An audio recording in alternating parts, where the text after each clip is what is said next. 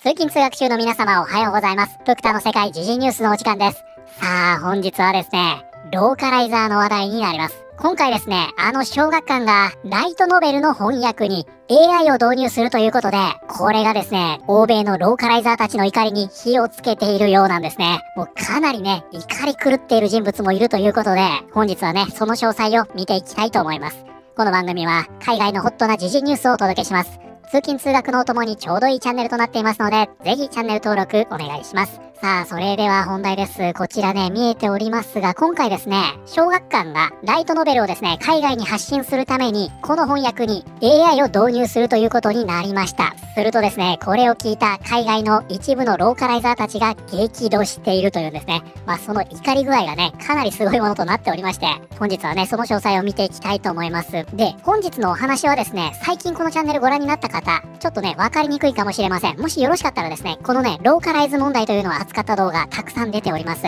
主にこの辺ですね。こちらを先に見ていただくと、今回の件もね、理解しやすいんじゃないかなと思います。とにかくですね、日本のね、コンテンツを海外に発信するために、それを翻訳、そしてその地域に最適化させる、そういった役割を担っているローカライザーというのがいるんですね。なんですが、欧米のローカライザーというのはですね、そこに自分の主義主張、思想なんかを入れ込んでしまうという傾向がありまして、長年にわたりファンたちがこれをやめてくれと訴えていたという経緯があります。で、この内容がですね、本当にひどいものとなっておりまして、例えばゲーマーゲートに言及してね、これを罵ってみたり、ロリコンというワードを小児性愛者と訳して、つまりは自身の見解ですよね。これを入れ込んでみたり、それがローカライズとして適切だと思ってやっているのかなと思ったら、実際その背景ではですね、この原作というのが大嫌いだというのを言ってみたり、原作がダメすぎるから自分たちが良くしてあげてるんだと発言してみたりですね。本当にひどいものなんですね。で、そんな背景がある中、今回ですね、こちらですね、ライトノベルを海外発信へ、小学館が人気漫画、早々のフリーレン、小説版などを AI で英語に翻訳、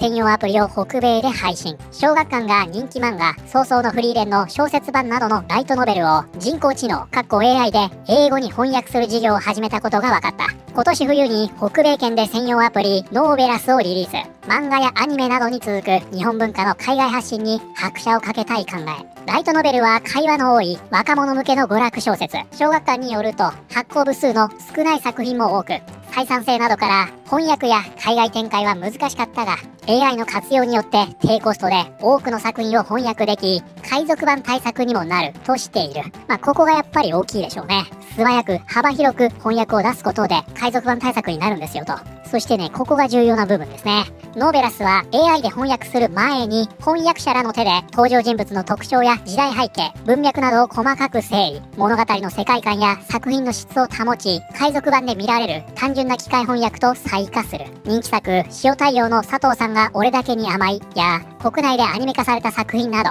約200冊を揃え随時追加する。また日本人の名前が分かりづらいといった海外読者に配慮して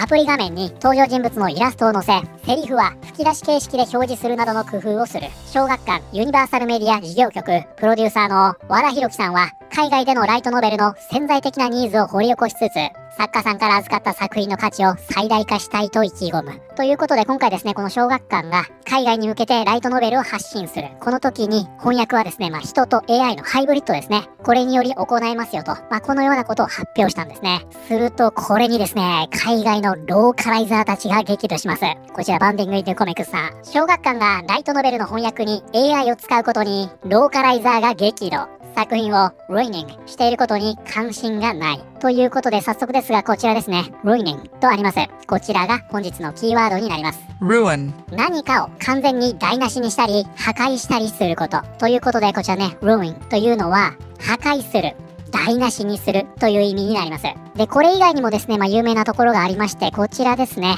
古い建物や街から残された壊れた部分。ということで、こちらですね、遺跡という意味もあるんですね。で、どちらもですね、こちらね、broken とありますが、壊れているというニュアンスがね、共通していますので、覚えやすいんじゃないかなと思います。台無しにする、破壊する、または遺跡や廃墟という意味があるんですね。ちなみにこれ全然関係ない話になりますが、こちらね、ruin というワードが映画のタイトルに入ってると割と面白いという法則がありまして、これプクタ法則ですよ。例えば My Life in Ruins とかね、放題がね My Big Fat Dream でしたっけ。これね、めちゃくちゃ面白い。あと The Ruins っていうね、ホラー映画もありました。あれ最高でしたね。このね、ruin 映画のタイトルに入ると良作が多いというね、これは全く覚えておかなくていい知識です。ということでこちらは、小学館がライトノベルの翻訳に AI を使うことにローカライザーたちが激怒。作品を台無しにしていることに関心がない。ね。どっちが台無しにしてるんだっていう話なんですが、日本の出版社である小学館が海外の読者向けにライトノベルの多くをローカライズするために AI 翻訳技術を使用するという決定に対し、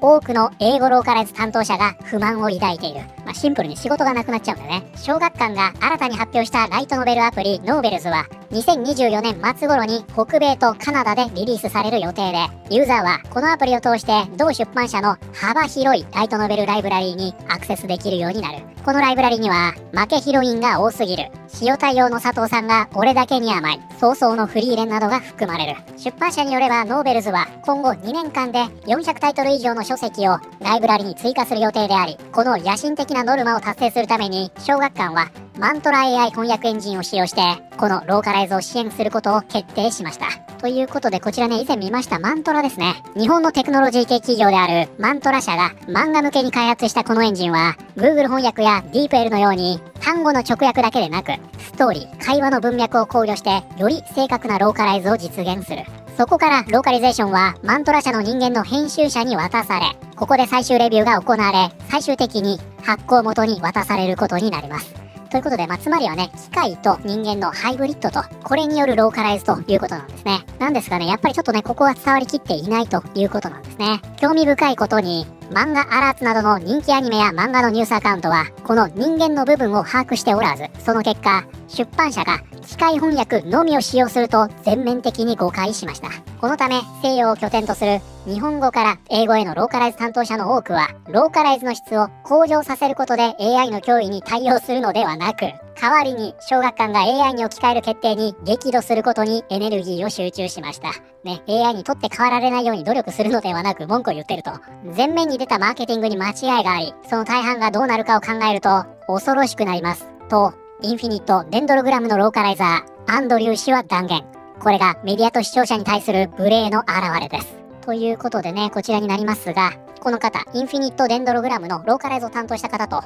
いうことなんですが、結構ですね、海外のね、スタッフ、こういった方というのはですね、特にローカライザーなんですが、割とね、こうした発言というのをするんですね。で、このぐらいだったらね、まだいいんですが、結構ね、ここからすごいことになってきます。ローカライズ担当者が誤訳を故意に、または場合によっては武器として利用していることを公然と自慢しているケースが複数あるにもかかわらず、エルデンリングのレタラーである、このレタラーっていうのは文字のデザインをしている方ですよね。エルデンリングのレタラーであるグレッグ・デング氏は、この種のサービスは海賊版よりもはるかに悪質です。すごいこと言いますね。ビジネス面だけを考えても、そのアイデアは欠陥だらけです。皆さん、これをですね、エルデンリングのローカライズチームのスタッフが言ってるんですよ。SNS で発信していると。これがですね、欧米のローカライズ業界なんですね。これはですね、こんなもんじゃありません。はい、こちらですね。この方、三島キタンさんという方、日本人の方のようですね。They、them、ブラックトランスの解放をサポートすると。このね、三島キタンさん、こんなことを言っています。これらの企業は漫画が儲かることを知っている。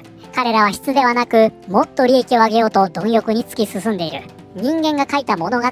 MTL に通すことが許されていると考えるこれらの企業の考えは、この MTL っていうのはマシントランスレーションローカリゼーションのことだと思います。つまり機械翻訳によるローカライズということを言ってるわけですね。これをするという企業の考えは私には根本的に理解できません。機械翻訳は人間の努力で作り上げられた言葉の細部を理解することができません。人間の芸術を機械翻訳することは私たち全員に対する侮辱です。ということで、こちらはね、非常に象徴的なポストとなっておりまして、機械翻訳っていうのは人間が作り上げた言葉の細部を理解できないと言っておりますが、そもそもですね、この方が小学館の発表というのを理解していないんですね。この方が懸念している部分というのは人間がやりますよと言っているわけで、そこをね、理解できていないわけですね。これはね、すごい皮肉な話だと思いますね。そしてね、この三島さん、ここでは止まりません。AI と機械翻訳に反対する英語圏の読者や視聴者の皆さんにお願いです。ここからすごいですよ。この小学館のアプリをとことん、そしてマイナスにまで追い込んでください。彼らに芸術を軽視することを後悔させてくださいと宣言しました。ということで、今回ですね、こちらの方のね、ツリーというのを見てきたんですが、このね、記事では取り上げられておりませんが、もう F ワードを使って口汚く罵るというような状況になってますね。もうすごいことになってました。そしてさらにですね、ここにカトリーナさん参戦します。もうカトリーナさんについてね、わからないという方、ぜひね、過去の動画見てください。概要欄からね、関連の動画飛べるようにしておきますので、これらの企業は自分たちの著者や顧客、機械翻訳で台無しにされる作品のことなど気にしていません。結局のところ彼らが気にしているのはお金だけですということでね、よく言いましたねという話ですが、このカトリーナ氏、自分のことをね、棚に上げまくりまして、こういった企業はね、作品のことなど気にしていないんだと言っていると、